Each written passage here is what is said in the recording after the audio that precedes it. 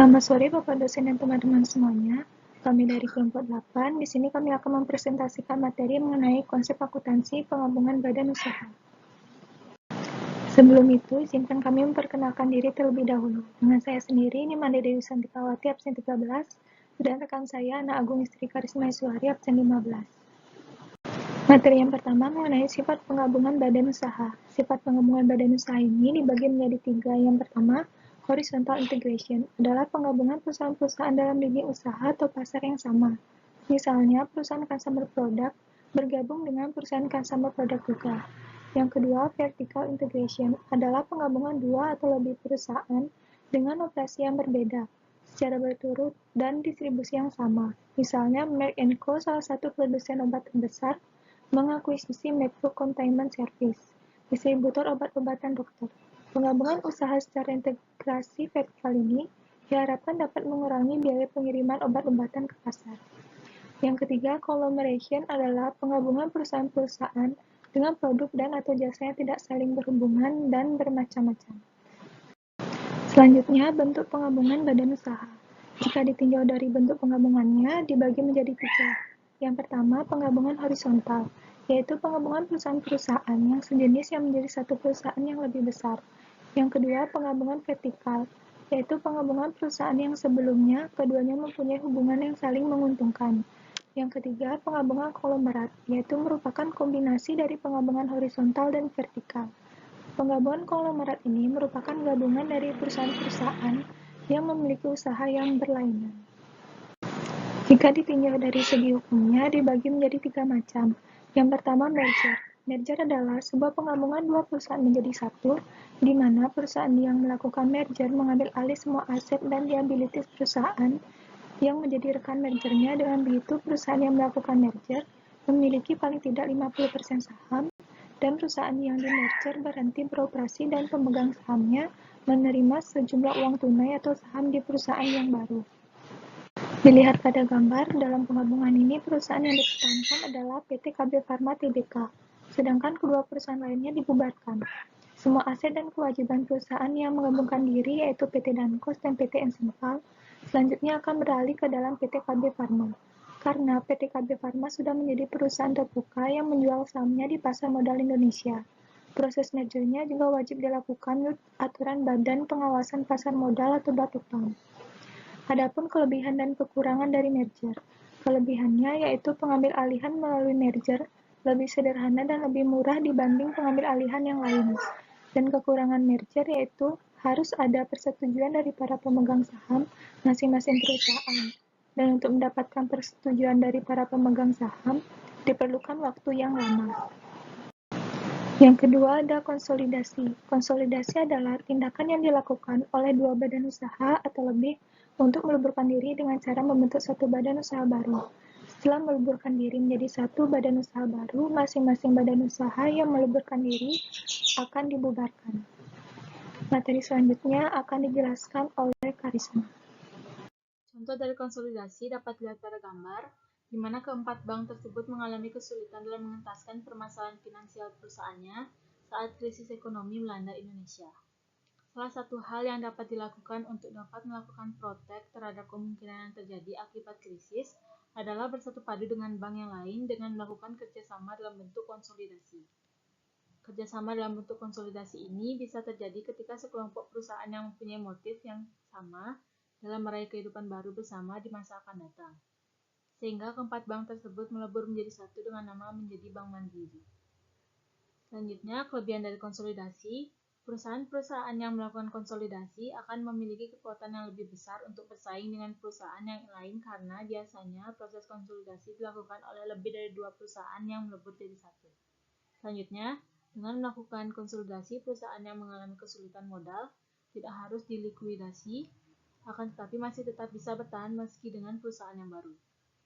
Selanjutnya, kekurangan konsolidasi. Dengan melakukan konsolidasi, perusahaan yang lama akan hilang karena melebur menjadi satu. Dan untuk mengenalkan perusahaan yang baru atau hasil konsolidasi kepada masyarakat butuh waktu yang relatif lama. Yang ketiga ada akuisisi. Akuisisi adalah upaya untuk memperbesar badan usaha dengan cara memiliki badan usaha lain atau memindahkan kepemilikan asal badan usaha lain Misalnya, apabila terjadi pembelian saham di atas 50% oleh pihak lain. Tindakan mengakuisisi dapat dilakukan oleh suatu badan usaha atau perorangan untuk mengambil alih, baik seluruh atau sebagian besar saham badan usaha lain sehingga pengendalian terhadap perusahaan tersebut dapat beralih. Contoh dari akuisisi dapat dilihat pada gambar. Mengambil alihan saham mayoritas pabrik rokok asal Indonesia PT HM Sampurna oleh perusahaan rokok asal Amerika Philip Morris Ltd. Akibat akuisisi tersebut, kendali perusahaan PT HM Sampurna tidak lagi berada di tangan keluarga besar Sampurna, tetapi sudah berada di tangan ke Philip Morris Ltd. Selanjutnya, kelebihan akuisisi.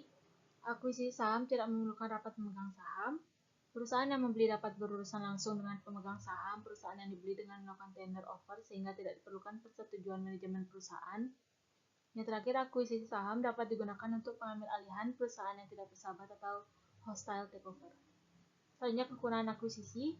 Jika cukup banyak pemegang saham minoritas yang tidak menyetujui pengambil alihan tersebut, maka akuisisi akan dibatalkan. Apabila perusahaan mengambil alih seluruh saham yang dibeli, maka terjadi merger. Dan yang terakhir, pada dasarnya pembelian setiap aset dalam akuisisi harus secara hukum dibalik nama sehingga menimbulkan biaya legal yang tinggi. Selanjutnya ada konsep akuntansi dari penggabungan badan usaha. Menurut PSAK nomor 22 tentang penggabungan usaha adalah penyatuan dua atau lebih perusahaan yang terpisah menjadi satu entitas ekonomi karena satu perusahaan menyatu dengan perusahaan lain atau memperoleh kendali atas aktiva dan operasi perusahaan lain. Suatu perusahaan menjadi anak perusahaan saat sahamnya dimiliki perusahaan lain lebih dari 50% atau memperoleh hak mayoritas atau controlling interest. Walau demikian, perusahaan anak tetap memiliki entitas usaha mandiri. Metode akuntansi yang digunakan dalam penggabungan usaha ada dua, yaitu metode penyatuan kepentingan atau pooling of interest method dan metode pembelian atau purchase method. Menurut PSAK nomor 12, penggunaan metode tersebut bukanlah pilihan bagi perusahaan. Penggunaan metode tersebut harus sesuai dengan maksud penggabungan usaha, apakah penyatuan kepentingan, dan jika syarat-syarat penyatuan kepentingan tidak terpenuhi, maka harus menggunakan metode pembelian. Menurut BIMS, penetapan dengan metode equity sebagai berikut. Yang pertama, kepemilikan perusahaan-perusahaan yang bergabung adalah satu kesatuan dan secara relatif tetap tidak berubah pada entitas akuntansi yang baru. Karena tidak ada pembelian perusahaan-perusahaan yang bergabung dan tidak ada harga pembelian. Yang kedua, aktiva dan kewajiban dari perusahaan-perusahaan yang bergabung dimasukkan dalam entitas gabungan yang sebesar nilai bukunya, atau book value.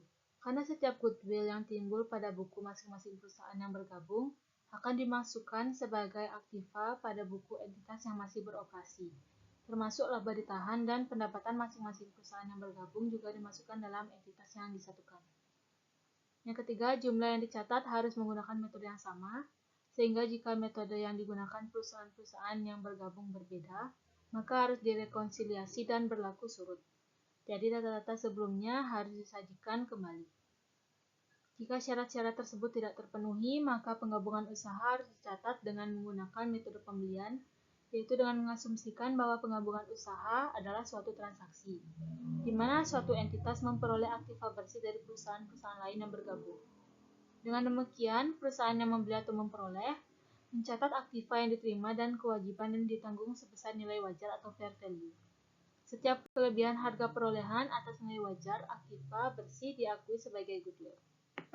Kesimpulannya, penggabungan usaha adalah penyatuan dua atau lebih perusahaan yang terpisah menjadi satu entitas ekonomi karena satu perusahaan menyatu dengan perusahaan lain atau memperoleh kendali atas aktiva dan operasi perusahaan lain. Sifat penggabungan badan usaha dibagi menjadi tiga, yaitu horizontal integration, vertical integration, dan conglomeration.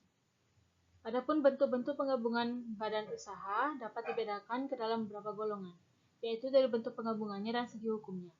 Metode akuntansi yang digunakan dalam penggabungan usaha ada dua, yaitu metode penyatuan kepentingan atau pooling of interest method, dan metode pembelian atau purchase method.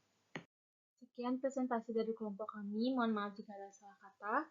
Untuk selanjutnya, sesi tanya-jawab akan dilanjutkan di kolom komentar. Terima kasih.